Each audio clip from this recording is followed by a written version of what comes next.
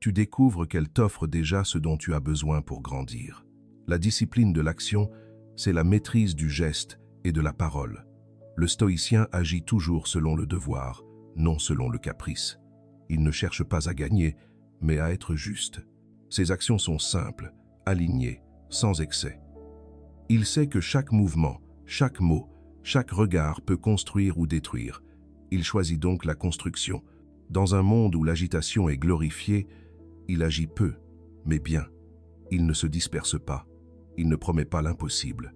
Il avance avec droiture, conscient que la grandeur ne se mesure pas à la quantité d'actes, mais à leur qualité.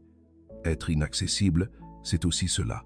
Refuser d'être entraîné dans les urgences des autres. C'est choisir tes priorités et t'y tenir avec calme. La discipline de l'assentiment, enfin, est peut-être la plus subtile.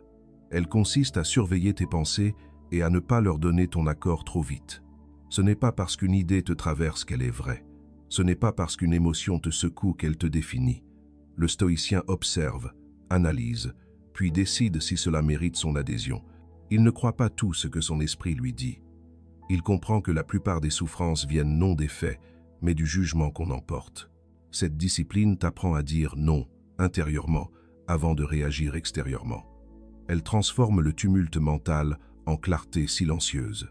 Ces trois disciplines ne sont pas séparées. Elles forment un cercle. La discipline du désir oriente ton cœur.